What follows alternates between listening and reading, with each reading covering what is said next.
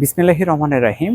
তো আজকে আমি একটা বিষয় আমার কাছে মনে হচ্ছে যে একটা উপলব্ধির ব্যাপার এবং যেটা আমি উপলব্ধি করতে পারছি সেটা হচ্ছে একটা মানুষের কাছে বা একটা মানুষের জীবনে 20 বছর, 25 বছর, 30 বছর, 35 বছর, 40 বছর বয়সে যে জিনিসগুলো সব থেকে বেশি মূল্যবান মনে হয়, তো একটা নির্দিষ্ট বয়স পরে 50, 65, 60 বা 65 অথবা 70 এই বয়স পরে ওই জিনিসগুলো আসলে ততটাই অমূল্যবান।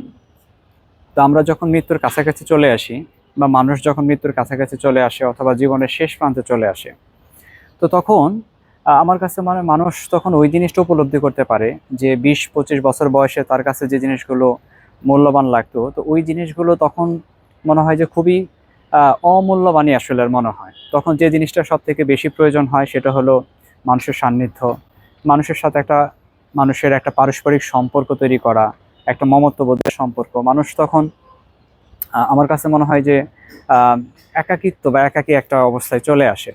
সো এই যে আমরা সবসময় টাকা টাকা করি, তারপরে হচ্ছে যে চাই চাই আরো চাই, এই যে যে জিনিসগুলো, তো এই জিনিসগুলো থেকে আসলে আমার মনে হয় ওই বয়সে যে খুব বেশি একটা আহ, কি বলবো যে মানে একদম কোনো অস্তিত্ব থাকে না ওই জিনিসগুলোর। সো আমরা মনে করি যে প্রত্যেকটা মানুষের সাথে প্রতিটা মানুষের সম্পর্ক হোক প্রাণবন্ত। আমরা মানুষকে আসলে ভালোবাসি মমত্বের বন্ধনে। আহ, মমত্বের বন্ধনে আসলে সবার সাথে আমরা ভালো সম্পর্ক বজায় রাখি। আর হচ্ছে যে এই যে হানাহানি, হ্যাঁ, ঝগড়া বিবাদ, এই জিনিসগুলো থেকে আসলে আমরা যতটা দূরে থাকতে পারবো ততটাই আসলে আমরা ভালো থাকবো।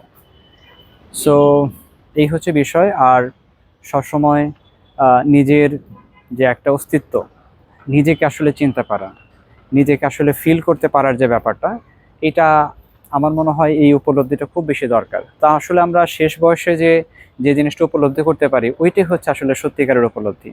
তো আমাদের মধ্যে আসলে একটা ভালো উপলব্ধি আসুক, আমরা ভালো মানুষ হই, সবার পাশে থাকি।